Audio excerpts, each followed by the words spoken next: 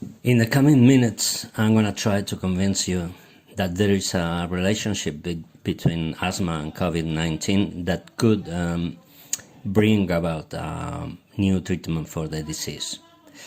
So, I am a pediatrician working in Madrid, as you know, one of the epicenters of the pandemia, and I have also a background in molecular biology.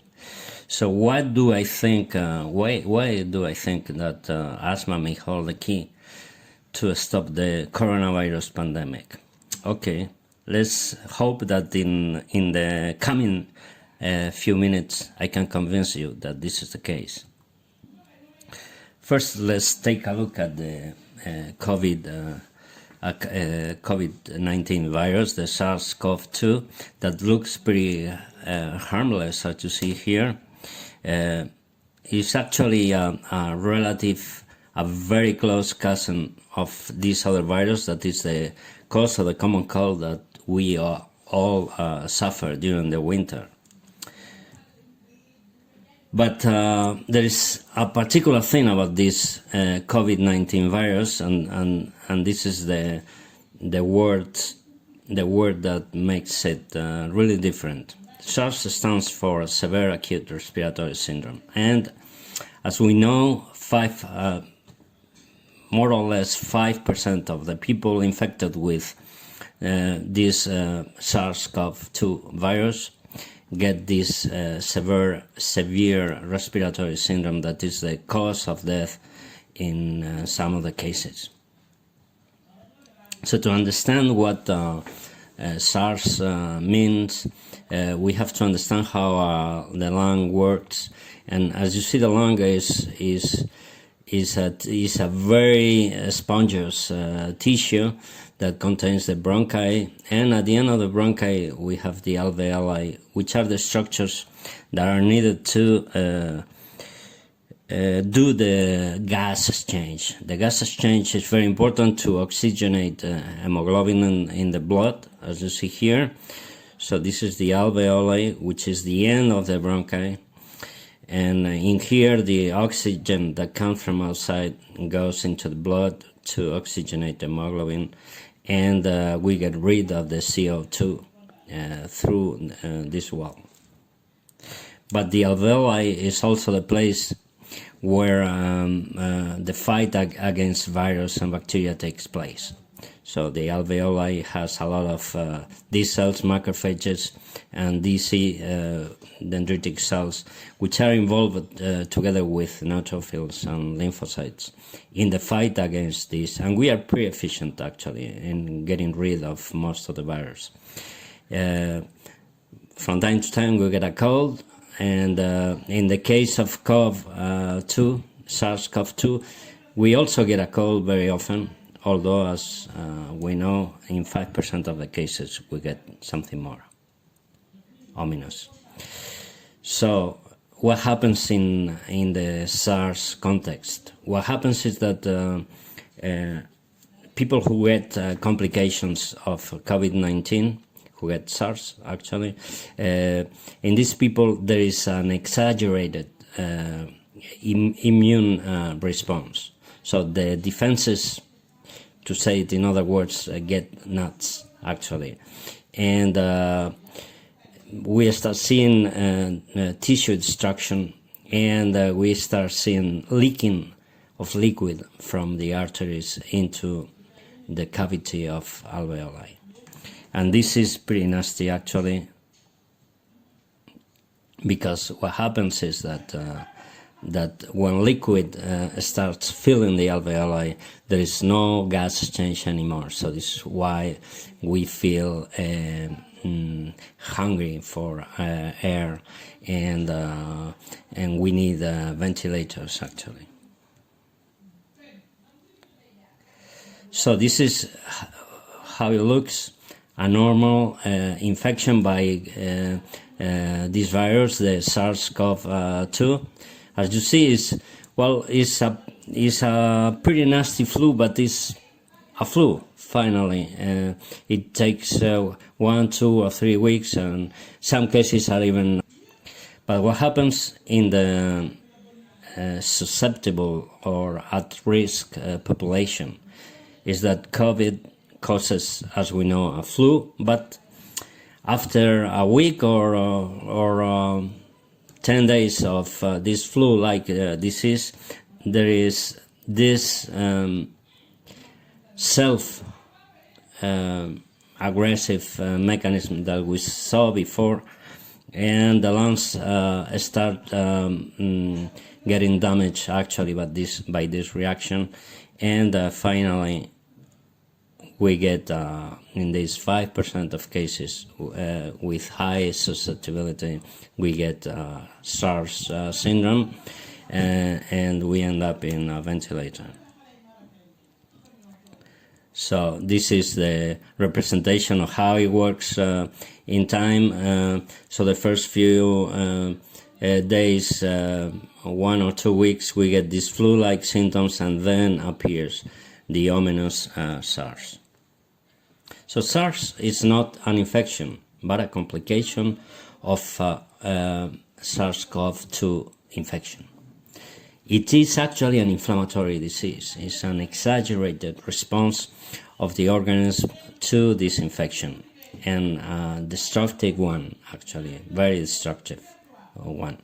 Once SARS starts, the viral infection is not relevant anymore, probably. So what we get is a different thing. It's a different thing that doesn't depend on the virus anymore. So as we say, 95% of the people with COVID only get a flu-like disease, and there is a group of people that we think, after all the studies that we know already, we think are very susceptible to the SARS complication. And these are older people, people with high blood pressure, with diabetes, and with cardiovascular diseases.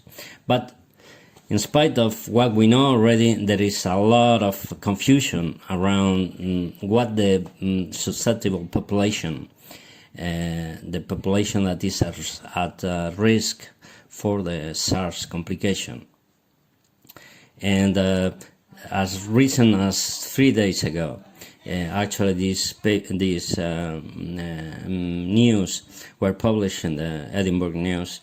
Asthma and coronavirus are people with asthma more at risk of COVID-19, and latest NHS advice.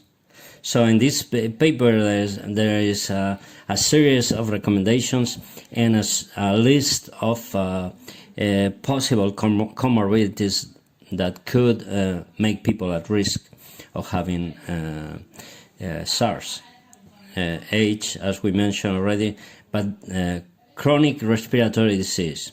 Well, in most of the studies, as we will see later, there is not a clear association between chronic respiratory diseases and the fatal outcome of the COVID-19. Chronic heart disease, yes. Chronic kidney disease, just in a few cases. Chronic liver disease, the same thing. Chronic neurological conditions, I don't think so. Diabetes, yes. Problems with your spleen, not clear. Weakened immune system, definitely, although it sounds counterintuitive, definitely not. Actually, at this stage, I think that people with a weakened immune system can get the virus, but cannot get don't get the complications, which is a very interesting thing, actually, and maybe some other time we could talk about this. Seriously overweight, maybe if they have other things like diabetes. So, just to get the actual data, let's look at the two first studies done in Wuhan, in the Wuhan area, looking at this series of risk factors like cardiovascular diseases, hypertension, diabetes, cancer, chronic obstructive pulmonary disease, which is not asthma, as you know. This is the chronic dyspnea, people with chronic dyspnea in the elderly population, very often associated with cigarette consumption, and classic asthma. So the interesting thing here is that you see cardiovascular diseases are consensually present at very higher levels in the patients with severe disease, diabetes also, cancer not really, chronic obstructive disease not really either, and asthma definitely not. It doesn't. It's actually not mentioned in any of the studies actually. And finally, there is a new report from Italy on 3,200 deaths, patients from COVID-19. And here we see a change in the pattern, actually. There is more of this cardiovascular disease, hypertension group, a very high risk having diabetes and also cancer. And this is the first report that associates cancer with the fatal outcome of the disease. And here also chronic obstructive pulmonary disease has a higher risk of contracting a fatal disease. But again, asthma is not mentioned, and we assume when it's not mentioned is that there aren't cases with previous asthma comorbidity. So, but to give a value to this data, actually, we need to know what is the actual prevalence of these conditions in the general population. And you see it here, and now we can compare what is the prevalence in the general population of these conditions and the actual presence in the COVID-19 population. So you see that both cardiovascular diseases and diabetes are overly represented in the group of patients, of severe patients. Cancer only in one study. Chronic obstructive pulmonary disease 13% in people 60 or older, and only in one study is actually the same prevalence. So we can consider this as null risk factor because it has the same prevalence as in the general population. And again, asthma is 10%. But now there is 2 days ago, I came on a paper that is really interesting, and it really changed it and made me make the real connection with this subject of asthma and COVID-19. This is another Wuhan paper with 140 patients, and interestingly enough, this paper is signed by two allergy department groups, one in Wuhan and another one in Switzerland, in Zurich.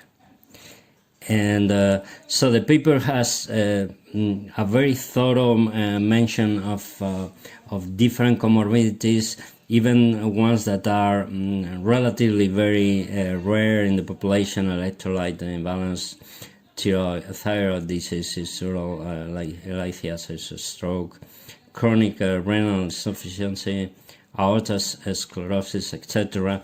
And we see, actually, in the study, we see the same, more or less the same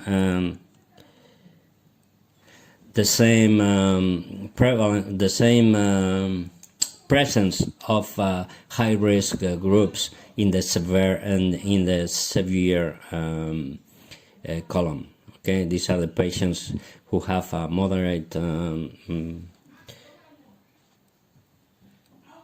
These are the patients who have a moderate outcome, and these are the patients that have a severe disease. 70%, 80% comorbidities, presence of comorbidities. 38% of hypertension. 14% diabetes. The rest is not really relevant. But what's important in this paper is this other data that show that no asthma or any allergic or atopic conditions are present in this population. This is very relevant because, especially because this paper has been done by a group of